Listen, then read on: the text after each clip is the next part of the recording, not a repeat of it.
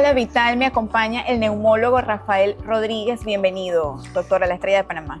Muchas gracias por el espacio y la invitación. Para dar como un panorama, ¿qué es el virus sincitial y el neumococo? Son como que los temas que vamos a abordar. Claro, las infecciones respiratorias son, como decir, el pan de cada día de los neumólogos, y es porque son de las principales causas de atención y de muerte en nuestro país.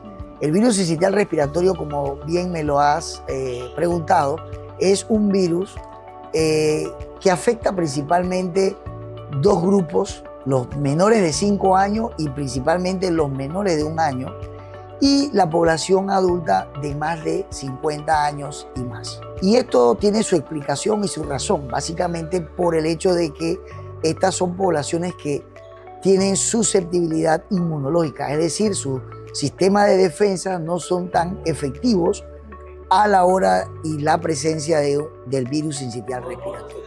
Y es por ello que es importante hoy hablar de lo que son las herramientas de vacunación disponibles para este virus. Con respecto al neumococo, es una bacteria, no es un virus, y por lo tanto también tiene su manera de poder prevenirlo, como es la vacuna conjugada hoy, la vacuna 20 valente que tenemos disponible en nuestro país. Realmente el neumococo ha sido una causa de muerte, quizás la más importante causa de muerte por enfermedad infecciosa, solo superado en los últimos años por el COVID. Pero sigue siendo una importante causa de morbimortalidad, es decir, de enfermedad y de muerte. ¿Cuál es el impacto que tienen estos virus en adultos y en adultos mayores? Tienen un impacto enorme en la economía de la salud de nuestros pacientes adultos mayores y adultos susceptibles. ¿Qué llamamos un adulto susceptible? Un adulto susceptible es aquel paciente entre los 20 años a 60 que tiene enfermedades que aumentan su riesgo para infecciones respiratorias. Te pongo el ejemplo: pacientes asmáticos que utilizan las famosas bombitas, los inhaladores. Generalmente estos inhaladores tienen corticoides. Los corticoides son un factor predisponente para las neumonías o para las infecciones respiratorias. Tenemos los pacientes diabéticos, son otros adultos susceptibles. Los diabéticos tienen un sistema inmune suprimido, ¿verdad? Y sobre todo si son diabéticos en mal control, pueden tener aún una peor respuesta ante un evento infeccioso. Estos son ejemplos comunes de adultos susceptibles, pero tú me hablaste también del adulto mayor o adulto de la segunda fase de la vida, que hoy se considera que es aquel que inicia en los 50 años y más. Estos generalmente empiezan a sentir el efecto de lo que llamamos inmunosenescencia, que es el envejecimiento de nuestro sistema inmune.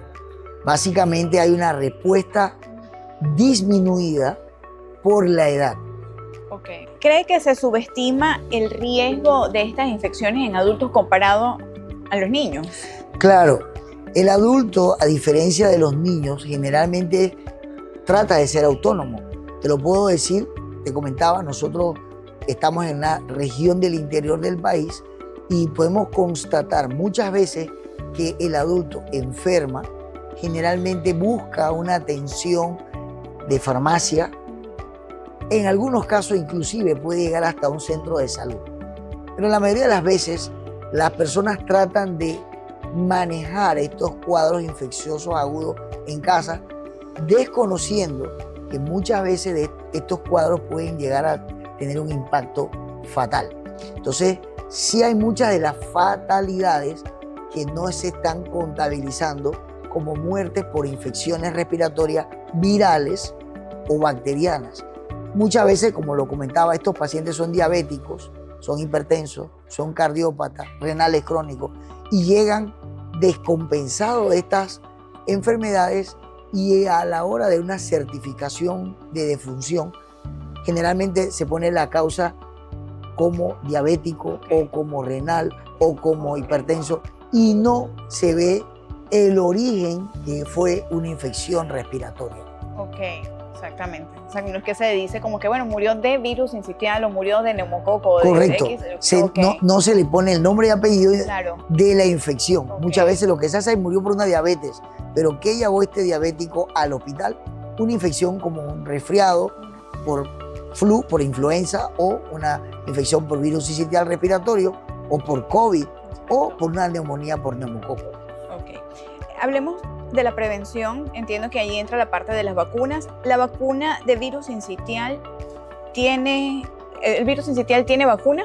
Claro, uno de los anuncios que recientemente se hiciera acá en Panamá, en nuestro país, durante la celebración de la Semana de la Vacunación de las Américas, fue la introducción de la estrategia de vacunación para virus sincitial respiratorio en mujeres embarazadas para protección del recién nacido, e inclusive la inclusión de esta vacuna para poblaciones adultas mayores de 60 años con o sin factores de riesgo, de manera que podamos ir protegiendo estos grupos más susceptibles en este momento.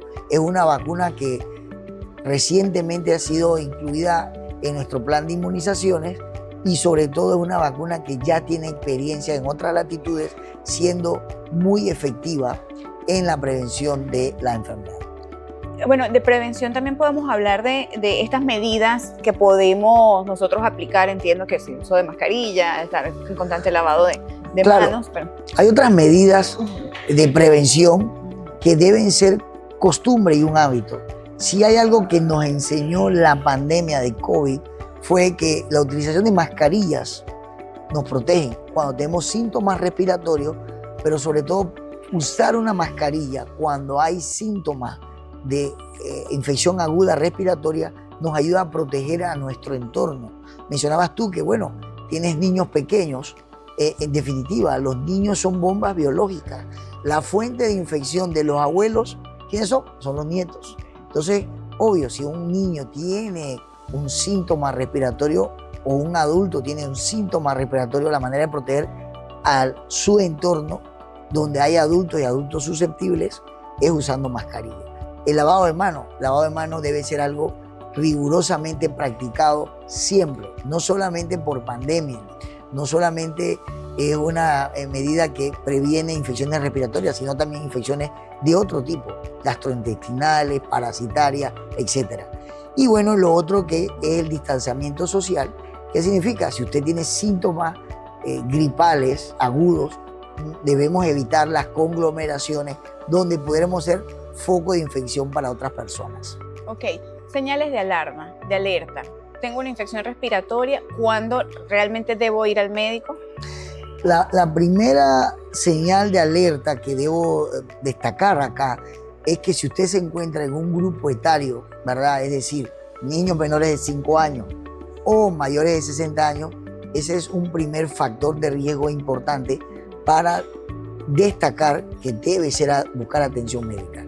De allí, síntomas gripales que persistan más de 3-5 días son síntomas que deben hacernos pensar que es un cuadro que se puede estar complicando, sobre todo en pacientes con otras enfermedades, como lo hemos mencionado, diabetes, cardiopatía, enfermedad renal, enfermedad pulmonar crónica, son síntomas síntomas en pacientes con alto riesgo de complicación. Por lo tanto, esto debe ser tomado en cuenta. Bien, ya una última pregunta para finalizar. Igual si las personas tienen algunas otras dudas pueden escribir en los comentarios y le preguntamos al doctor y después les respondemos. ¿Qué es lo primero que debo hacer cuando tengo un primer síntoma de una infección respiratoria? Por ejemplo, que suele pasar mucho acá en Panamá. Me duele la garganta, me duele la cabeza. Voy a la farmacia, compro tal pastilla, no voy a decir marca, y maté el virus. Bueno, ese es el especialista. Yo creo que lo primero que tenemos que hacer todos, comunidad médica, comunidad de medias, ¿verdad? O de medios, y igual la comunidad de pacientes, es educarnos. O sea, primero, cuando tenemos síntomas, lo primero que debemos evitar, 1, automedicación. 2, buscar asistencia por un personal no idóneo para tratar. ¿Ves? Y 3, yo creo que los síntomas de las gripes, básicamente incluso con remedios caseros, uno pudiera lidiarlos a su inicio. Pero ya un paciente que esté en estos grupos etarios o con ciertas condiciones debe asistir a su médico. Antes de estar medicándose, antes de estar sugiriendo o inventando, preferiblemente buscar la asistencia médica y poder de una manera responsable recibir el beneficio de un tratamiento oportuno. Bien, muchas gracias, ¿Cómo no? doctor Rafael, por acompañarnos acá en Sala Vital.